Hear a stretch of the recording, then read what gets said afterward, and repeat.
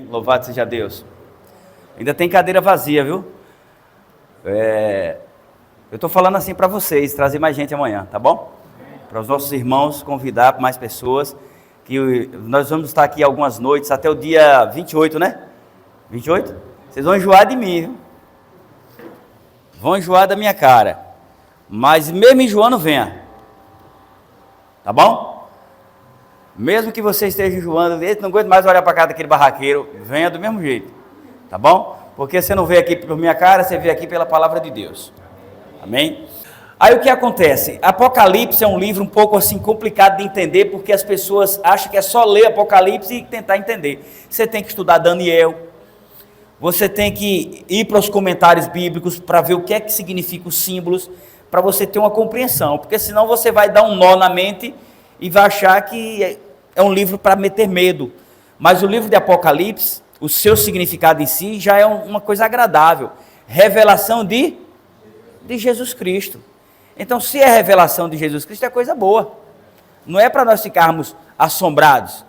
E então eu quero convidar você a abrir sua Bíblia no capítulo 1. O capítulo 1, versículo 3. De vez em quando eu vou estar levantando assim o óculos, porque eu não sei se é um cesto, mas eu troquei de óculos e aí minha esposa me reclamou. Eu estava pregando ontem de noite e ela disse: eu posso falar uma coisa? Eu disse: fale. Para com esse costume toda hora ficar levantando esse óculos. Eu disse: mas se o bichinho ficar descendo?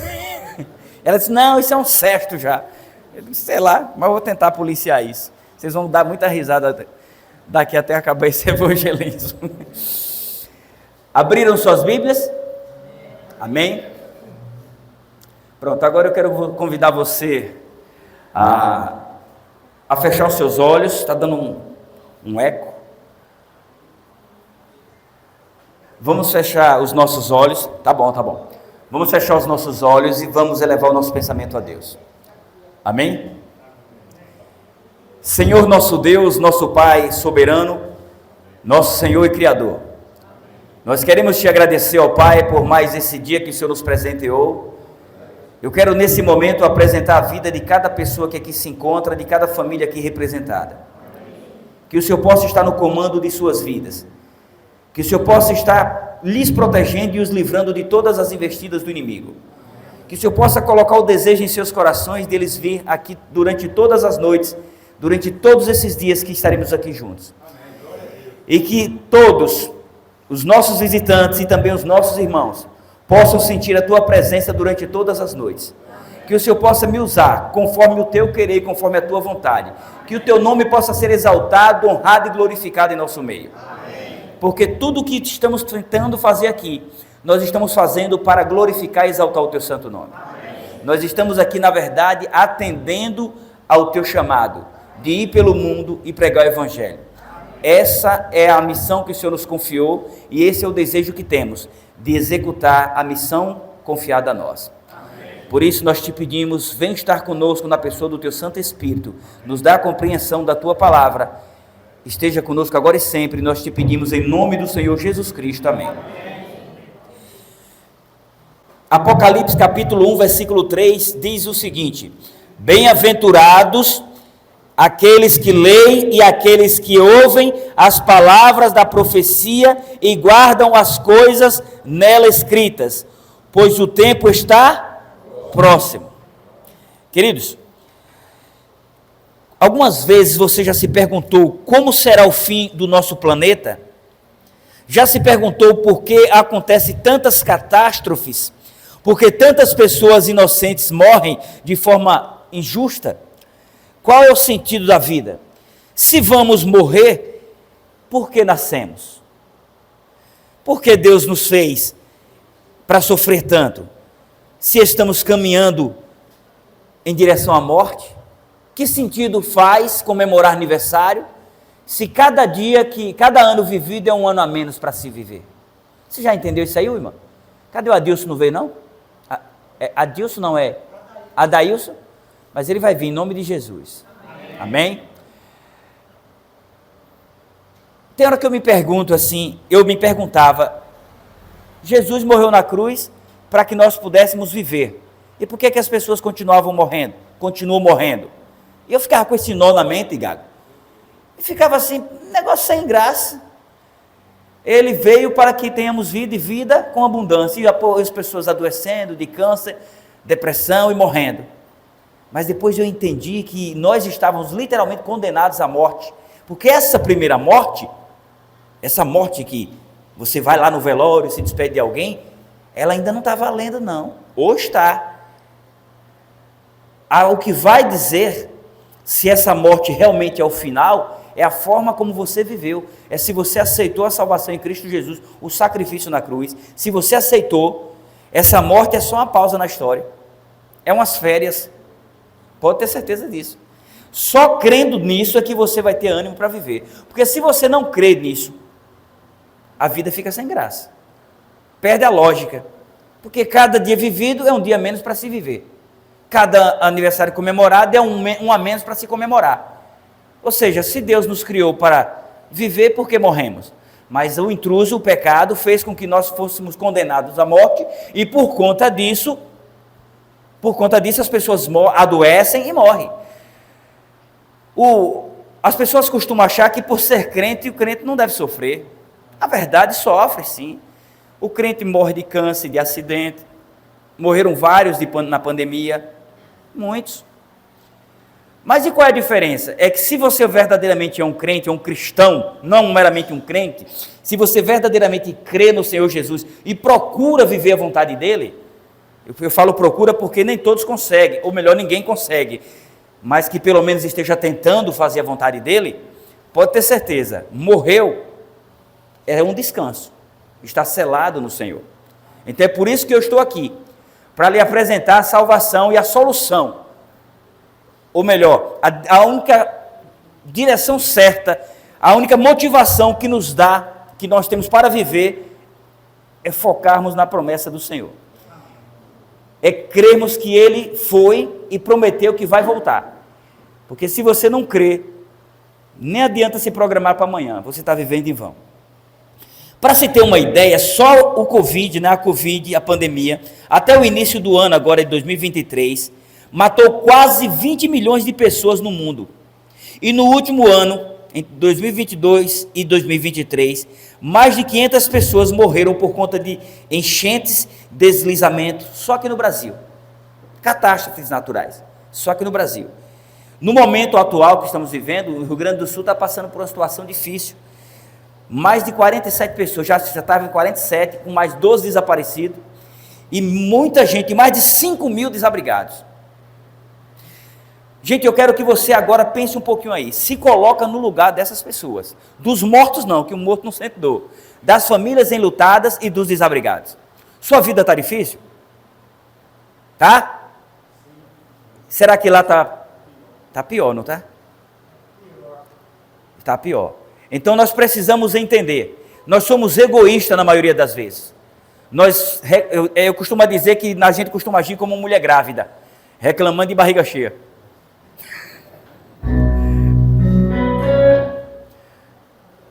É para eu cantar, é? Eu não canto, se eu cantar aqui, corre todo mundo aqui. Eu fui inventar uma vez, eu e meu irmão Leandro, ensaiou uma música lá para cantar na igreja, rapaz, eu só me arrependo de eu não ter guardado o vídeo. Gente, eu já vi coisa feia nesse mundo, mas igual aquilo não tem não. Era um desastre. Eu gritava de cá, ele tentava me cobrir no grito e eu forçava a barracar. Eu acho que o povo não correu por educação, mas pense no desmantelo. Não, eu digo, esse não é meu dom não, já descobri, uma coisa eu tenho certeza, errar é descobrir uma maneira de não dar certo, e aquilo ali eu descobri que não dá certo, entendeu? Então aprenda com os erros, e eu aprendi, não canto mais. Pois é, como estávamos falando, nós só costumamos valorizar a nossa vida, hoje, agora, quando olhamos para a vida de quem está pior, e não brinque não, tem muita gente em situação difícil, que você não queria estar, tem. Só que o nosso erro é que nós queremos comparar a nossa vida com quem aparentemente está melhor. Com quem aparentemente tem uma casa bonita, um carro bonito, uma esposa bonita, né? Um marido bonito, uma vida confortável aparentemente, mas você não vive com ele, não vive com ela, você não sabe. Então valorize o que você tem, isso não quer dizer comodismo, não. Comodismo não faz parte, não deve fazer parte da vida do cristão. Você não pode ser acomodado em nada, nem na sua vida espiritual, nem na sua vida financeira, nem na sua vida conjugal. Você tem que ter projetos. Você tem que se preparar para a eternidade como se Cristo fosse voltar amanhã. Ou melhor, daqui a pouco. Está ouvindo Luiz? É Luiz? Não, Luiz. Aquele é o quê? Felipe. Quem é Luiz aqui? Luiz é o negão, né? É o negão. Botar Luiz, botar negão mesmo, gente. Negão. É negão mesmo, não é negão? Pois é. A cor da pele não muda nada, nós é tudo filho de Deus. Para Deus a gente brilha igual a esmeralda, igual um diamante. E o que acontece é o seguinte. Onde foi que eu estava mesmo que eu ia falar aqui? Que eu esqueci? Vai acontecer isso direto, viu?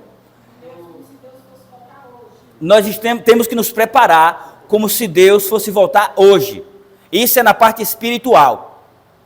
Se você fizer isso, as outras partes da sua vida, tudo vai boa. Você vai se programar nas suas finanças. Você não vai ter aquele desejo desenfreado de comprar tudo que vê pela frente. Você vai aprender a economizar. Você vai ser uma pessoa mais organizada. Porque quem vive na presença de Deus, vive na unção do Espírito Santo. E um dos dons do Espírito Santo é o quê? Equilíbrio. Equilíbrio. Ok? Então, ser acomodado não é um ponto que o cristão deva trazer para a sua vida. Queridos, essa mensagem aqui, essa introdução, que nós nem começamos ainda, só introduzimos a mensagem, me fez lembrar de uma reflexão que conta a história de um barbeiro, né? Um barbeiro, não que dirige carro ruim, não, é o que corta barba, corta cabelo e faz barba, né? E você já viu essa reflexão aí nas redes sociais? Um camarada chega, senta na cadeira e ele começa a cortar o cabelo, fazer a barba, e o cara lendo a Bíblia, né? E ele gesticulava com a cabeça, como se não desse importância, né? Incrédulo. E quando o rapaz estava lendo, ele disse, eu não acredito em Deus. O rapaz disse, por que não? Não, eu não acredito. Como Deus pode existir? As crianças morrendo nos países da África de fome, as jovens sendo estupradas, tanta injustiça, tanta morte, os vulcões, os tremores de terra, os ciclones matando as pessoas. E cadê esse Deus inerte que não faz nada, as pessoas morrendo? Você quer que eu acredite nesse Deus? Me desculpe, amigo, eu não acredito nesse Deus. Ele não existe. Eu sinto muito. Pagou a barba, o cabelo e saiu. Daí a pouco o homem volta no salão, trazendo um morador de rua, com a barba daquele tamanho, o cabelo parecendo uma casa de Arapuá. E aí disse, você está vendo esse rapaz aqui? O barbeiro, estou. E eu vou lhe falar uma coisa, barbeiros não existem. Hã? Barbeiros não existem. Você acabou de fazer a barba comigo e cortar o cabelo, como é que você vai dizer que barbeiro não existe? Não existem. Existe sim, eu estou aqui. Se barbeiros existissem, esse homem não estava desse jeito. Com a barba grande e cabelos grandes. Se barbeiro existisse, as pessoas não estavam com a aparência dessa, parecendo bicho. Ah, não, meu irmão, aí é diferente. Nada a ver. Eu estive sempre aqui. Se ele viesse a mim, pode ter certeza que eu resolvi o problema dele. Ele disse, pronto, Deus existe. Só que as pessoas sofrem porque não vão até ele. E por conta de um líder governamental injusto, a nação sofre. Isso é bíblico ou não é? Na maioria dos problemas que existem sociais, é por conta dos dirigentes do país, os governantes, serem pessoas que não temem a Deus. Aí a nação sofre. Pode ter certeza, os problemas existem, as catástrofes existem, porque Satanás está envolvendo em tudo, depois que entrou o pecado não tem mais perfeição, mas a maioria das coisas negativas que existem são fruto de nossas escolhas. Ou não. Aí talvez você fale assim, mas eu não disse não. Negão, está ouvindo o que eu estou falando? Mas eu nunca disse que não ia me batizar. Só o fato de você não dizer sim já é um não. E quando a gente diz não para Deus, diz sim para o capeta. Ou tem uma terceira opção? Se tem, me diga. Não tem. Ou é com Cristo ou sem Cristo. Ele diz claramente, quem comigo não ajunta, pode ter certeza que é assim. É assim ou não é, irmão Silvan? É desse jeito. Aí você fala, não, eu não opino, eu não me meto. Não existe Não existe neutralidade nessa questão espiritual. Ou você está com Cristo, ou está pleiteando com o inimigo de Cristo. O invisível. Nos bastidores de nossa realidade ocorre uma grande guerra entre o bem e o mal. Essa guerra acontece de forma aparentemente discreta e silenciosa. Muitos até encaram como algo normal, mas não é normal. Por conta do pecado, surgiram catástrofes naturais, pessoas ruins, injustas, pervertidas, egoístas, avarentas, entre outras coisas. Mas não era para ser assim. Deus não fez nada disso. Aí você fala assim, mas ele não é Deus, e por que ele permitiu? Porque ele é tão perfeito, nós vamos falar sobre isso essa semana, que ele lhe criou livre. Você tem a opção, a escolha de acertar e errar. Como eu posso dizer que lhe dou liberdade e você não tem liberdade para errar? Livre é você ser livre para acertar e para errar, mas sabendo que acertar consiste em bênção, errar em maldição.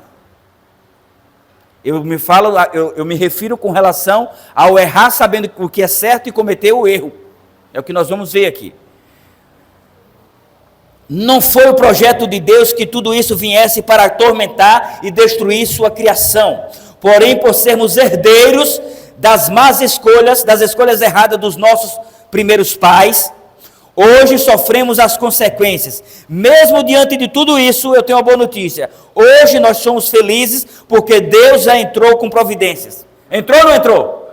Entrou. E nós não somos mais obrigados a viver debaixo da maldição da morte, porque Cristo nos libertou. Vamos para Romanos 5,12. Veja se nós não temos outra oportunidade agora. Acabou a sentença para o que crê, e o que crê obedece. Então, se você crê, não basta falar que crê, você precisa obedecer. Romanos capítulo 5, versículo 12. Romanos capítulo 5, versículo 12 diz o seguinte: não foi por intermédio da lei, perdão, estou lendo errado, é aqui. Portanto, assim como por um só homem entrou o pecado, Romanos 5, 12. Portanto, assim como por um só homem entrou o pecado no mundo, e pelo pecado a morte, assim também a morte passou a todos os homens, porque todos pecaram. Então não tem esse negócio de dizer que tem um mais santo do que outro, não. Todos nós estávamos condenados à morte com a entrada do pecado. Por isso vivemos essa bagunça, nessa desordem. Porque infelizmente o pecado tem predominado. E o povo tem contribuído para isso, para cada vez mais. Porque, gente, pecar é bom. O inimigo, ele é tão maquiavélico que ele coloca um sabor de mel no começo do pecado. Mas no final o sabor é fel, é amargo. Mas no início é maravilhoso. Eu conheço vários casos de homens que viviam bem com a família e de repente se encantou por uma piriguetezinha toda empinadinha. E aí o que aconteceu? Começou no silênciozinho, na surdina, só ele e ela, sem ninguém saber, ninguém entre aspas, e ele foi se encantando, e o que aconteceu? Quando a mulher descobriu, a vida dele virou um inferno, e obviamente separação, filhos criados por outro homem, outra família bagunçada, aí agora o projeto de vida que ele projetou antes, para criar os filhos de acordo com o ensino dele, agora vai ser do ensino de outro homem. E não brinque não, tem casos em que você tem filhas e vai criar com um padrasto que abusa das filhas, dos homens. E vários casos assim. E no meu caso, que fui criado com algumas madrastas, a surra era dobrada, porque parece que quando ela se desentendia com meu pai, ela tinha que descontar nos filhos. A gente comeu pão que o inimigo amassou. Porque minha mãe morreu, nós éramos muito jovens, muito pequenos, 7, filhotinho de cangambá. Tudo miudinho. Aí o velho arrumava um, ela não aguentava, vazava, ele arrumava outra, vazava, e aí parecia até era uma bagunça, e a gente tinha que tomar benção e chamar de mãe, todas elas. E tinha umas que era carne de pescoço, pensa nos trem ruim. Eu não sei se era a gente que era abusado demais, mas as mulheres batiam na gente. Ai, meu Deus do céu. Ou seja, tudo, no caso do meu pai, ele se separou da minha mãe primeiro, porque ele também não era flor que se cheire, ele estava mais para flor de cansanção do que para uma rosa, e por conta disso, na separação ele já começou a arrumar outras mulheres. Quando minha mãe morreu, ela já morava no Rio de Janeiro, né? E a gente vivia com madrastas. Então a consequência do pecado é um efeito vulcão. Quando o vulcão entra em erupção, né, as lavas fazem o quê? Ela sai espalhando em volta, ela sobe, né? Pega a força e faz o quê? Começa espalhando. E tudo que está ao redor é destruído. Então a sensação do pecado ela pode ser prazerosa no começo, mas depois ela é destruidora. Ela afeta a sua família, afeta a família do outro lado, e afeta os amigos de perto, e afeta principalmente os filhos. Então pense bem, não seja egoísta. Quando você pensar em satisfazer o seu desejo, pense que a satisfação do seu desejo vai trazer graves consequências para a sua família. E nós encontramos aqui na Bíblia que tudo o que acontece hoje está aqui na palavra de Deus, porque a Bíblia ela é o manual da vida. A nossa mensagem de hoje tem como título, sabe o quê? O próprio livro do Apocalipse, a revelação de Jesus. Nós vamos entender que o que está acontecendo, essa guerra cósmica, ela não é obra do acaso. Essas enchentes, esses ciclones matando as pessoas, não é obra do acaso. Tem o dedo, não tem a mão toda de Satanás no meio. Mas 1.000 inocentes morreram. Sim, morreram. Já está definido? Tá, não? Não. Não. Infelizmente não. Ou melhor, felizmente não, para quem já morreu. Não era projeto de Deus que experimentássemos a morte, mas como eu já falei, por conta do pecado, todos nós fomos condenados à morte. E por Cristo, assim como por um só homem entrou o pecado, por um homem também a salvação em Cristo. Então todos que estão aqui, alegre-se, mesmo que você venha descer ao pó, mas desça em Cristo. Desça em Cristo. Eu falei que nós tínhamos que nos preparar para a eternidade, como se Jesus fosse voltar daqui a pouco. Então o preparo é constante, não tem férias para o preparo. Você tem que se preparar como se Jesus fosse voltar daqui a pouco, porque pode ser que ele não volte, mas pode ser que você vá. E pode ter certeza, já se foram muitas pessoas que nós amamos, que nós gostaríamos que tivesse aqui ouvindo essa mensagem. Eu creio que todos nós que estamos aqui perdemos alguém que amamos e que gostaríamos de estar ao lado dessas pessoas. Então não fique assustado, mas você não sabe qual é o número da sua senha. Por isso, se prepare. Aqui mesmo em São José, eu já comentei isso aqui. Eu fiz uma semana de oração na Moeda, Nova Moeda, né? E um jovem, ele só tinha uma perna. Ele veio para o apelo, ele aceitou o estudo, e eu disse, acompanha esse jovem. O semblante dele é quem vem numa vida de pecado mesmo. Aí disseram, aí contaram, não, realmente isso aí foi por conta de uma besteira que ele andou fazendo, e ele perdeu uma perna. E ele se envolveu com coisas erradas. Eu digo, mas tem jeito. Acompanhem ele, dê estudo para ele, acredite. É essas pessoas que nós somos designados a alcançar. E eu sei que foram visitar ele algumas vezes, marcaram o estudo, mas parece que ele desistiu dos estudos e não levou a sério a decisão de ter vindo à frente. E se eu não me engano, mataram ele aqui. Eu estou errado? Se ele tivesse aceitado Jesus naquele dia, ele estaria aqui, vestido, bonito, igual Ademir, igual você, honrando, glorificando a Deus e selados para a eternidade. Mas não, hoje ele está no pó da terra. Se está condenado, não me compete a julgar. Mas não perca a sua chance. Faça de conta que hoje é o seu último dia de vida. Viva para agradar a Deus. Porque o dia de amanhã é uma coisa que nem eu nem você temos certeza que vai vir. Queridos, a providência divina, nós vimos que nós somos condenados à morte, mas Cristo é a providência divina. O Senhor Deus não nos deixou à deriva. Durante toda a história, Ele tem providenciado meios de nos redimir da condenação da morte. Ele nos deixou orientações através da sua palavra escrita, a Bíblia Sagrada. Tenho certeza de uma coisa, enquanto Jesus não voltar para buscar os que o aceitam como Senhor e Salvador de suas vidas, todos nós podemos sofrer a qualquer momento. Todos nós. Ele diz o que? No mundo teremos aflições, mas tem de bom ânimo, porque eu venci o mundo. O que é bom ânimo? Tem de fé. Tem de fé. Não sofra por antecedência. Você sabia que 90% das pessoas sofrem pelo problema de amanhã? Sabia disso? 90% das pessoas sofrem não tanto pelo problema do momento, do presente, mas sofrem mais pelo problema de amanhã, que vai acontecer ainda.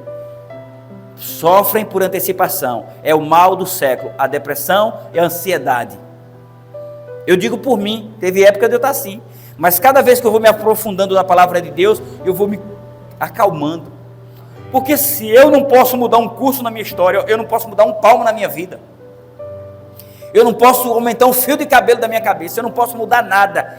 Eu tenho que colocar nas mãos de quem pode. Tem hora que as vendas estão tão fracas. Eu vou falar vendas porque eu sou comerciante. E eu falo, Senhor, eu não sei o que eu faço para honrar esse compromisso esse mês. A coisa está feia.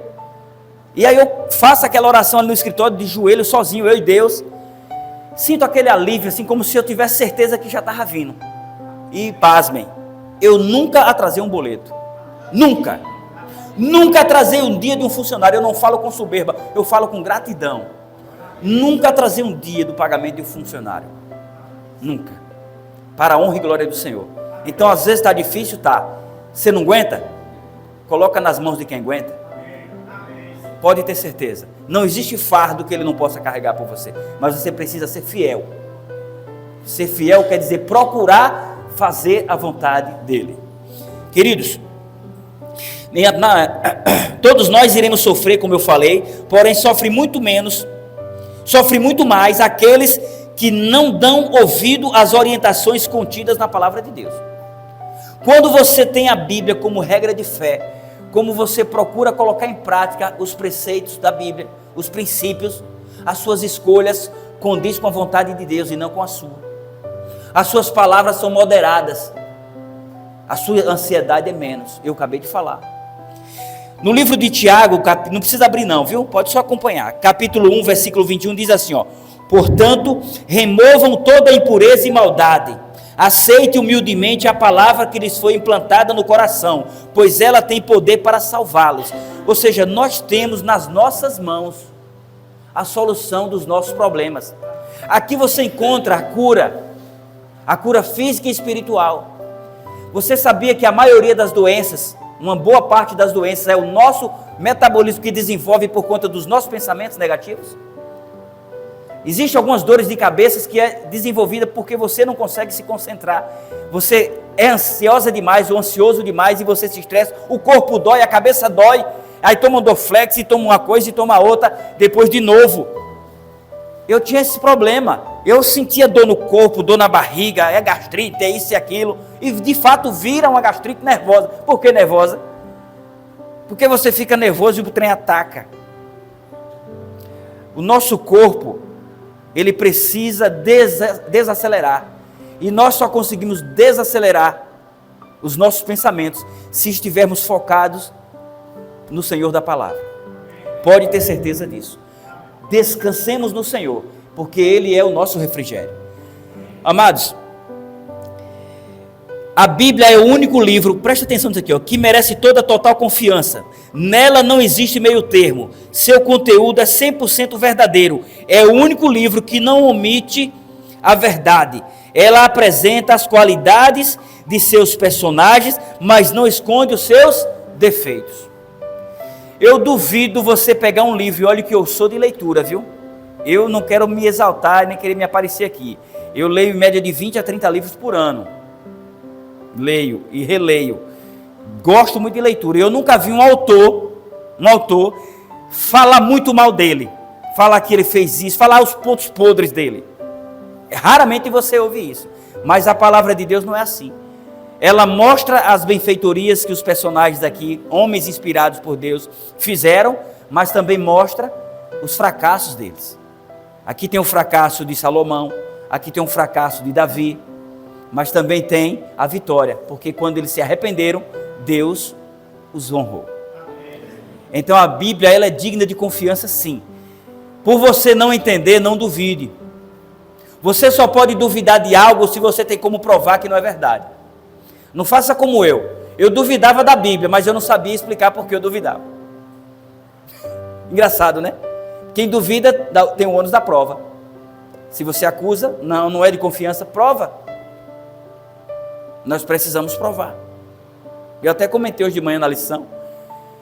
O ateu, existe um monte de ateu que não são ateus. Não são, eles falam que não creem em Deus, porque o pé não está doendo. Mas aí você fala, você não crê em Deus? Ele fala, não, me explica por quê. Aí ele vai explicar, prova que Deus não existe. Prova aí. Aí se ele falar, prova que ele existe, eu digo, olha para mim, olha eu aqui. Para que prova melhor do que essa? Olha eu aqui. Faz um Gil da Barraca aí igual. Faz, Adriano. Então a prova maior de Deus, que Deus existia, é você. Somos nós. Olha o ar que respiramos. Uma coisa que aparentemente é insignificante, mas se ele tomar, estamos tudo acabado. Trava tudo aqui, fecha tudo aqui, deixa sem ar para ver o que acontece. Nós somos a obra-prima de Deus, Ele existe sim. Mas nós só podemos desenvolver um relacionamento íntimo com Deus se verdadeiramente procurarmos ler a Bíblia, ouvir, ir para a igreja, congregar. A maioria dos crentes passa por dificuldade porque são relaxados, como disse a lição de hoje. Tem uma vida relaxada, não estão firmados no Senhor. Teve um homem que teve a insensatez de chegar lá na barraca. Ele estava num lugar que eu estava pregando, e ele estava lá e ele disse que frequentava a igreja adventista há 23 anos, que já tinha almoçado com líderes da igreja mundial, da igreja adventista a nível mundial, que conhecia isso, conhecia aquilo. Eu não vou citar tanto, para não dar tanto detalhe do nome do homem que está sendo gravado, mas se ele ver, é bom que ele tome vergonha, se converta logo. E o infeliz disse que tem 23 anos que anda na igreja, conhece a Bíblia de cor e salteado. Eu digo, por que não se batizou ainda? Ele disse, não, batizo não. Eu digo, adiantou o quê? Sabe o que é que eu disse para ele? Eu digo, pérolas em pescoço de porco. Pérola é uma joia de valor, né? Mas no pescoço de porco tem valor? Adianta tu ter talento e usar para o mal? Para raparigar, para jogar, para curtir, para falar mal dos outros? Adianta você ter força, ter boniteza, ter saúde e não honrar a Deus? Pérolas em pescoço de porco. Tem conhecimento, mas é mais burro do que aquele que não tem. Eu espero que ele assista e se converta. Não fique com raiva de mim. Amém? E se ficar, passa. Você está diante de uma oportunidade única, uma oportunidade de conhecer e aprender as verdades que vão fazer toda a diferença na sua vida. Você que nos visita, eu tenho certeza que vocês, alguns aqui eu não conheço, a maioria aqui, aliás eu só conheço aqui Jefferson e Negão, conheço não, dá sim, né? Mas agora nós vamos ter um bate-papo de pé de orelha, viu? Nós vamos ter um bate-papo para eu conhecer a sua história. Na verdade, meus irmãos, quando você procura conhecer a vontade de Deus, você sofre menos, porque você entende que as suas escolhas vão fazer com que você viva melhor. Eu falo viva melhor porque nós viemos pregar aqui, muitos pregadores, ele prega só a salvação, que é o ponto principal da história. É o nosso objetivo, é a salvação. Mas enquanto ela não chega, é bom que tenhamos qualidade de vida, né? Que tenhamos segurança, que tenhamos uma mente tranquila. Porque existem algumas pessoas que acham que ser crente, ele tem que viver se torturando. Existem algumas religiões até que se mutilam, né? Porque acham que tem que ser penitentes.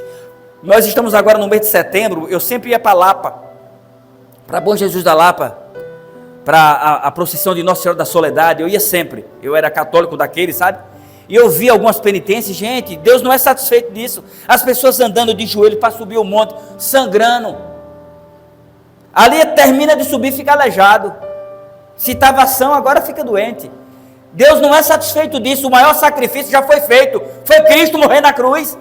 Eu não preciso derramar o meu sangue, porque Jesus já derramou por mim. Adianta eu ir para lá para levar esmola, levar dinheiro para chegar lá, encher de dinheiro lá, aquele negócio lá, que haja dinheiro que bota ali dentro. Adianta eu acender um monte de vela, dar esmola aos pobres, como eu costumo dizer, subir um monte de joelho, pegar o óleozinho que cai lá e passar no corpo para dizer que é cura. Adianta fazer tudo isso, chegar em casa, bate na esposa, compra, não paga. Vive de bicão com um e com o outro, tem inimizade no bairro, na rua. Adianta isso? É novidade de vida, e novidade de vida você não encontra na Lapa, você encontra em Cristo. A penitência melhor é quebrantamento de coração, é você dizer, eis-me aqui, Senhor, eu sou um farrapo, eu preciso de Ti.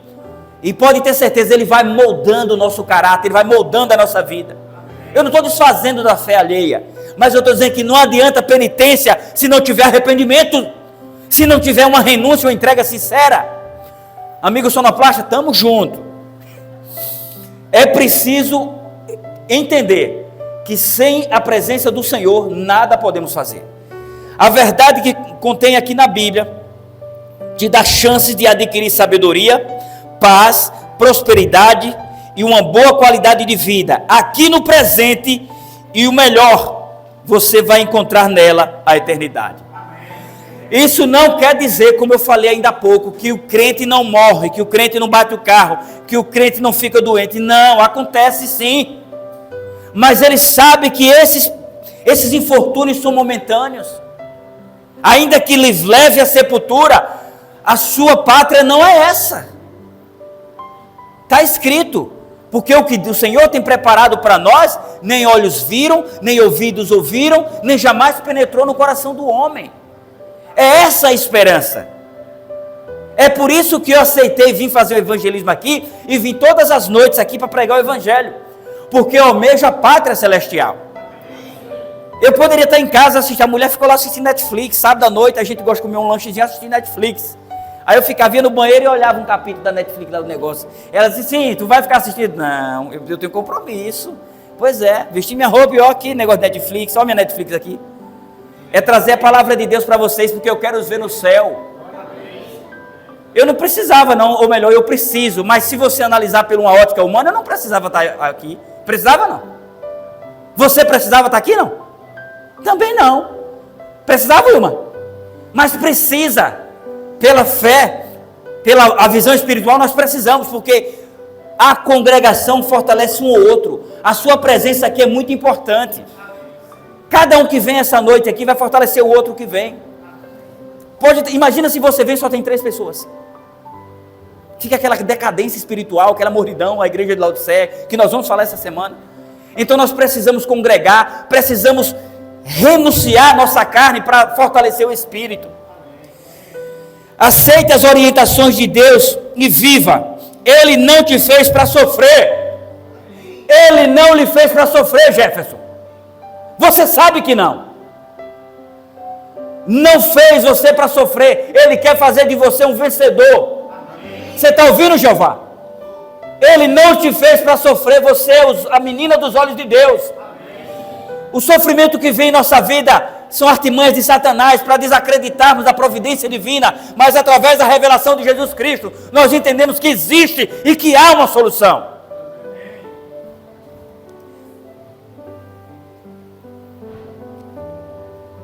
Às vezes nós ficamos desanimados, e eu concordo, que até eu desanimo, mas desanimo demais. Quando a gente vê o que está acontecendo, já viu aquele ditado que quem está de fora vê quem está apanhando e quem está batendo? Hoje eu estou de fora do mundo, das orgias, da cachaçada. Eu não vou falar droga, porque tem alguns pregadores que vêm para o púlpito. Eu já matei, já roubei, já fiz isso, já fiz aquilo e Jesus me libertou.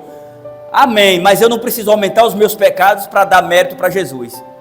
Eu não matei, não roubei, não usei droga, mas eu fumava cigarro, eu bebia, eu vomitava, eu caía pelo chão. Principalmente em casa, nas estradas de moto. As 3 cicatrizes que eu tenho no corpo foi 3 quedas de moto, tudo por conta da cachaça. Naquele momento não, era a moto. Naquela época, se alguém perguntasse, foi a moto. Não foi eu, bebo é assim, bebo nunca está bebo. Mas hoje eu entendo, não foi a moto, foi eu que estava bêbado. Você está entendendo? Então assim, nós precisamos entender que Deus ele quer melhorar a nossa vida. A gente sofre porque a gente não escolhe da forma correta. A gente só precisa seguir as orientações contidas na palavra de Deus. Agora, sabe qual é um projeto que Satanás tem feito, que nós vamos estudar essa semana? Eu espero que você veja todas as noites. Aqui é só uma gotinha do chá. É fazer com que você desacredite das igrejas. Não é assim, Jefferson? É fazer com que você desacredite das igrejas. Que você tome raiva de crente. Eu quero dizer para você o seguinte: pode até ter raiva de crente, tenha, mas de cristão não. Que crente até Satanás é. Então, se você quiser, tenha raiva desse tipo de crente. Os que são representantes do capeta. Mas os que são cristãos, representantes de Cristo. Se você disser que não gosta, você também está dizendo que não gosta de Jesus. Amados, depois do pecado, o ser humano está condenado a sofrer. E por fim morrer. E isso é que quem decide é você. A vida é feita de escolhas.